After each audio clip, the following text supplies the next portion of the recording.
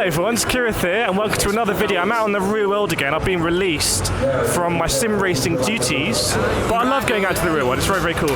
And I've been invited to come to the EGX Expo, used to be called the Eurogamer Expo.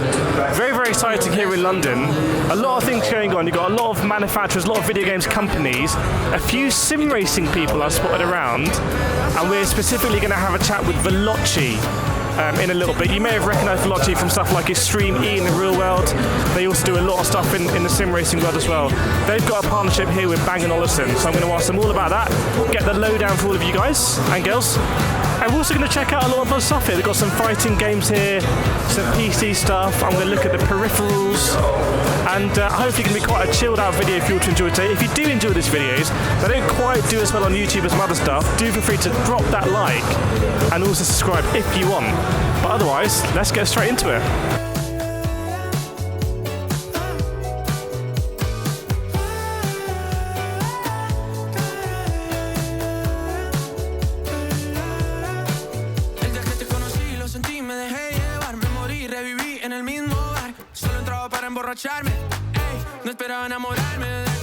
Videos all over me.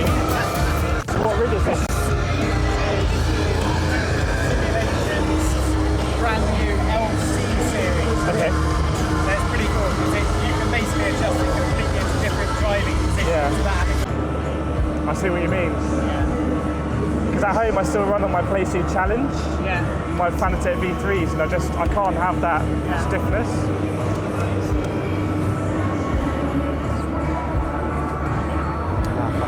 Your brakes will get better as well as you get more temperature. Okay.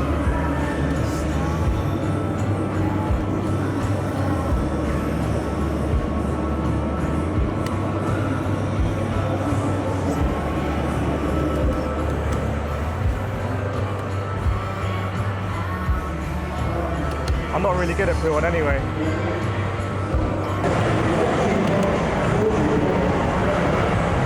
Alright, we'll do. Good effort. That's fun. So big thanks to the guys at Veloce and Bang & Olufsen for letting me have a go on their pretty badass simulator there, doing a set of Corsa Competizione. I'm not sure you could hear it that well in your video, but it did sound good. I'm not sure how much of that is ACC sounding really, really good, because it is probably the best sounding sim out there, even though it's not the sim I play the most. And I'm not sure how much was down to the headset, but the headset retails at £450.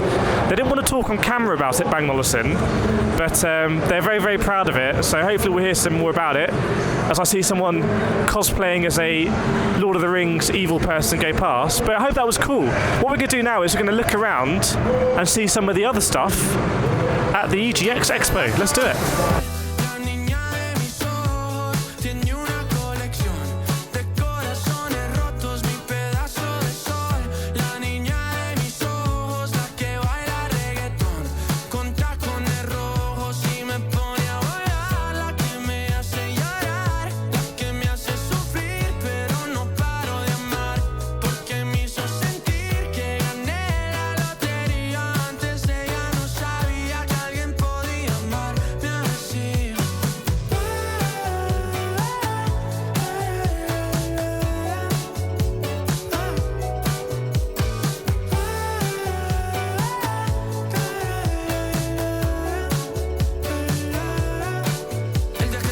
So we're here at the TikTok booth at EGX, where people do their TikTok stuff. Now, as you know, I don't have a TikTok, I do YouTube Shorts, which I probably shouldn't say in this booth.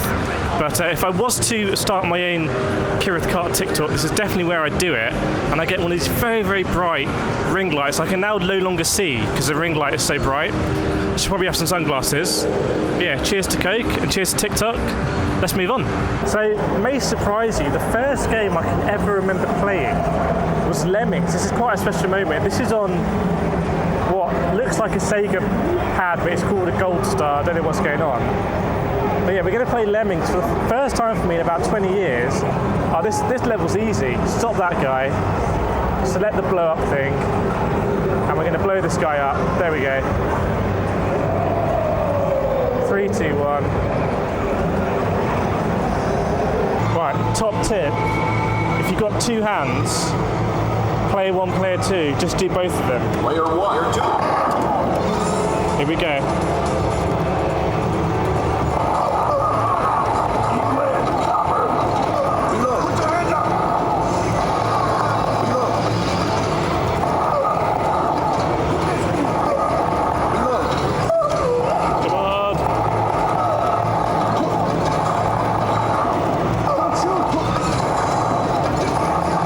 Frankly, if you're not running 8 sticks of RAM, are you even a gamer?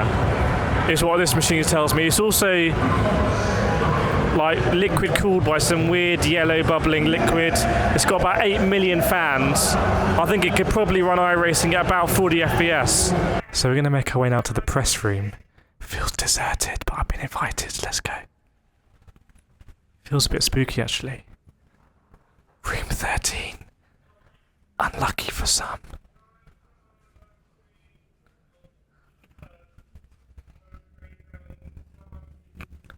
Are we ready, viewers?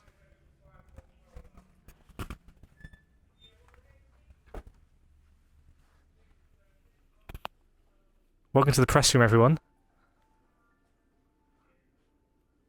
I think we're the only press here. Es una voz. Hay un rayo de luz que entró por mi ventana y me ha devuelto las ganas, me quita. This is nice. This is... I'll tell you what, this is worth the press room. I can't see because I'm blinded by the lights, as the weekend would say, or sing. But yeah, if you haven't been to London, haven't been to the Docklands area, it has a lot of character actually. Has a lot of character. It's also where they do the Formula E. I don't know if it's a Grand Prix, but the Formula E London races they do here.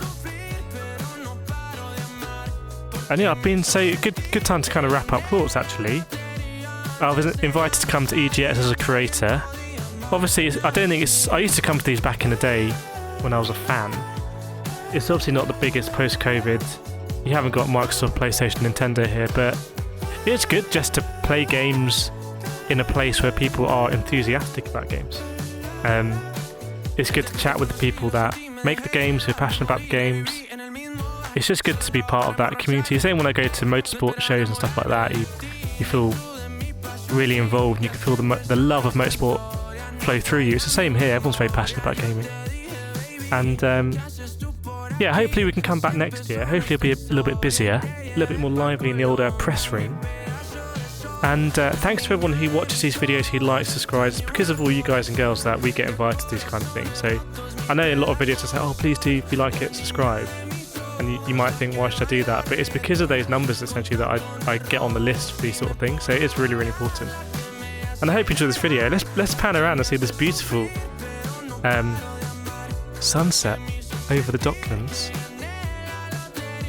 If you get the opportunity ever to fly from or into London City Airport, also do try and do that, it's phenomenal. Look at that, it's beautiful. You've got Canary Wharf in the distance. You can see the, don't know what they're called, the spires of the O2 that Drake famously turned into the O3. And you can see the, I don't know what it's called, but that ski lift thing that goes across the Thames. I don't think anyone really uses it, but it looks good now, aesthetically pleasing. Oh, here's a plane. If you go left here, you see a plane coming into London City. This has turned into a travel vlog now. I think I joked in the previous video, like saying, if you come in for travel vlogs and you come to the wrong channel, maybe you haven't. Maybe you knew all along. We're going to get a great view here of this plane coming into London City. You can see the runway just there. Incredible airport, really, London City. You exit the DLR train station and you're basically at the departure gate. Here he comes. Is it going to be textbook? He or she? We don't know who's piloting this plane. There we go. Looks pretty textbook to me, I have to say. Obviously personally not a commercial airline pilot, but looks good. Looks like blue. It might be a KLM plane, actually. And there's someone paddleboarding. You know, it's very, very surreal. Very nice. Well, I've been going on too much. Go back in the press room. So I guess I can use the press room as an opportunity to practice my interviewing skills. We just imagine that so opposite me here is Kazi Amuchi, the head honcho at Polyphony Digital, the developers of Gran Turismo Sport and Gran Turismo 7. So I can practice asking the question that we all want to get asked, which is, are we going to have in Gran Turismo 7 team endurance races where we can have driver swaps, 24-hour races like we see in iRacing? Is that going to happen? Let us know.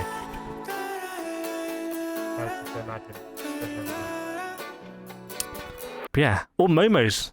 Maybe we go across to France and we interview Momos in person. Or PG Motorsport. Let me know in the comments who you want me to interview. We'll get them in this seat in the press room.